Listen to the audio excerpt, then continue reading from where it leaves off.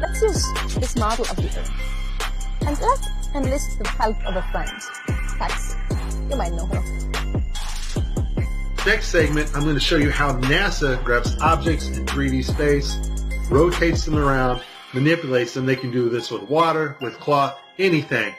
And the cool thing about it is we can take what they're doing, what they're seeing with their contact virtual reality augmented lenses, and put that on a separate video layer live.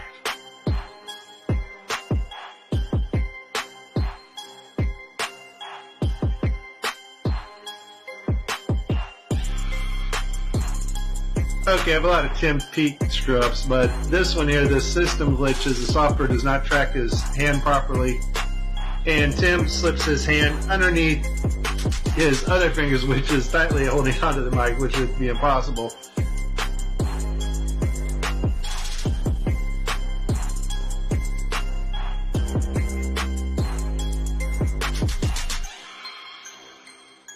You can tell it's real because it looks so fake, honestly.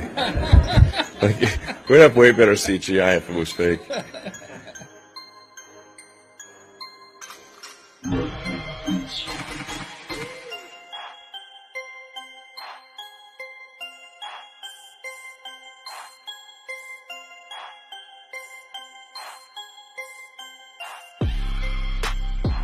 Phil? Do the hair?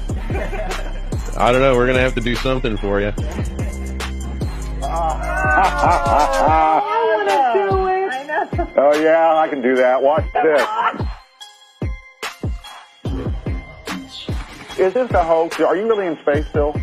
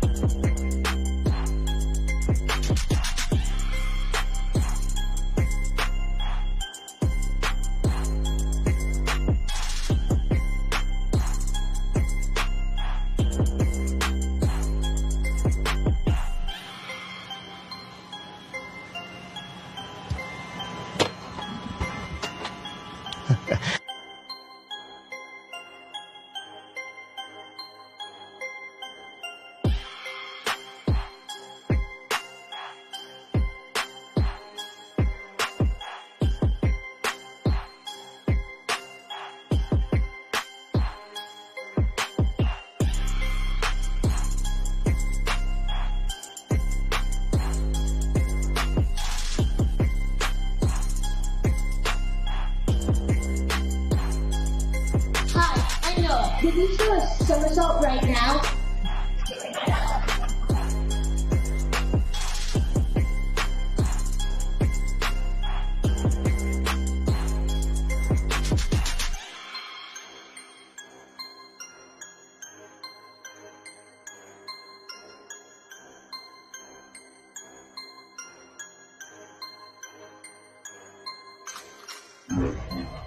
Is this a hoax? Are you really in space still? See the hair? See the hair? See the hair?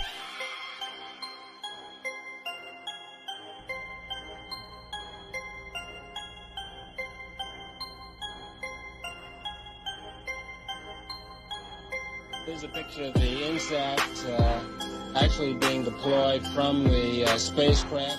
Did you see it in the background? There was a guy in the background, man. I'm not kidding you. You can't deny that that's someone in the background. There's a guy moving in the background.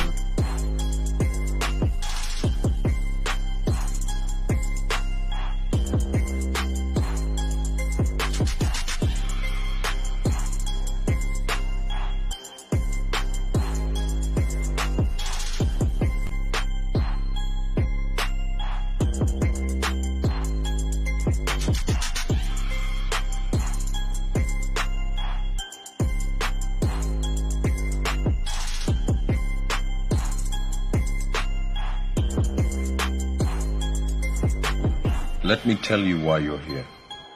You're here because you know something. What you know you can't explain, but you feel it. You felt it your entire life, that there's something wrong with the world. You don't know what it is, but it's there, like a splinter in your mind.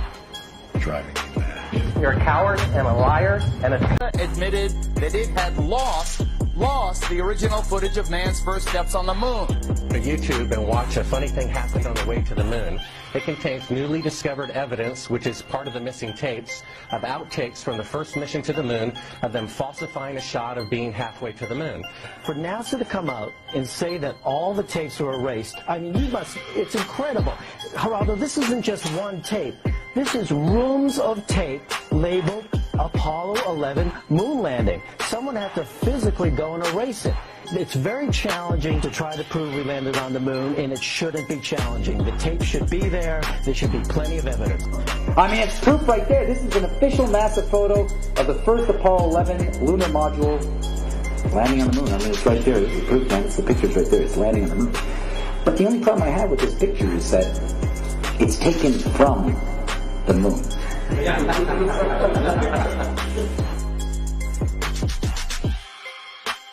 People who believe they saw the landing on the moon because they heard it on the radio.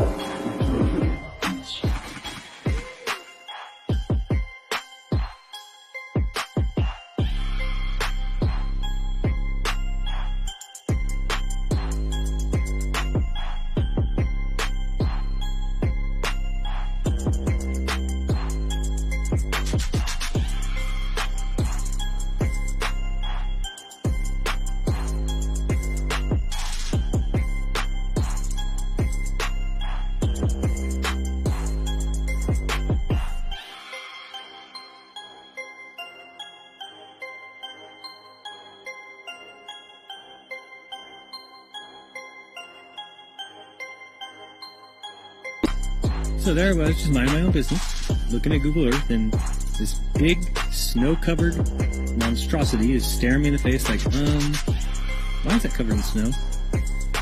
So I keep digging a little bit deeper, and I finally get underneath this cloud cover here, and a few images pop up. And I say, oh, images, what are they? Well, this is what you got, which I'm sure that looks familiar to you, right? Looks just like the pictures they give us of Mars. So I'm just kind of creeping around here and definitely noticing the same kind of undulation changes and same kind of rock, same kind of dirt. The only thing that's missing is that nice little red tint that they pay somebody $150,000 a year to put on there. So I'll keep kind of going through here and see if it... What the...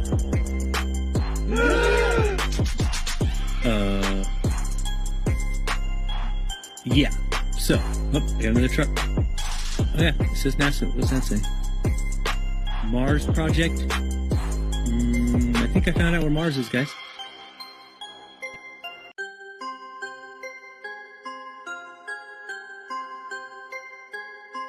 These people are still alive 30 years later. I don't believe these people even were on the Challenger. I was in the classroom, I think I was about 12 years old, and I saw this explode on TV. They put it on. You know, there was a teacher on board, Krista McCullough, and I was led to believe that all 7 people died in the disaster. I think the first one that came out was that Judith was still alive, now a professor at Yale University. Same name, Judith Resnick. This guy here looks like it could be this guy. His name's Claude. I don't know, they have the same last name. They're both Michael J. Smith. He's at UW University now. Like this guy here, you know, with the weird eye here, looks like he could be the same man to me 30 years later. This guy's Francis Richard Scobie, and this guy's Richard Scobie. I don't know. I just can see it being possible, okay?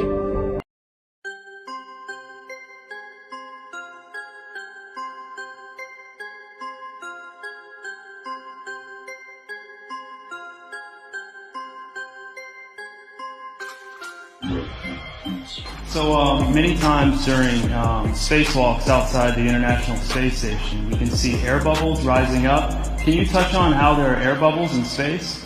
Can you be more specific? Air bubbles?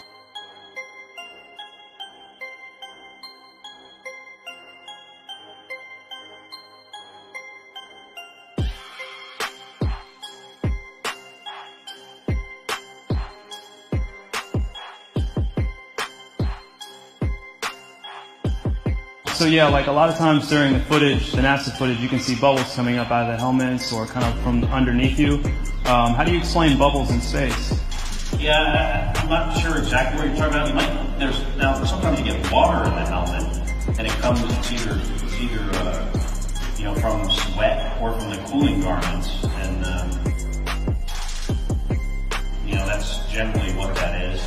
I've never seen any kind of air bubble anywhere. Could it be that you're filming in an underwater pool and you're not really out there?